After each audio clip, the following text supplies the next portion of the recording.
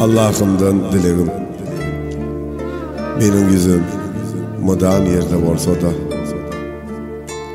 baktım hem akbalım yerde yatmasın. Menin ayıklarım görde bolsa da, aklımı fikrimi şeytan katmasın. Dözgeleyin keç akbalın oynana, eciz bolup bükülmesin billerim. Yaman niyetlerden meni gorogun, yamanlıkta yatlamasın iyilerim. Allah'ım sen bana dozak bermersin.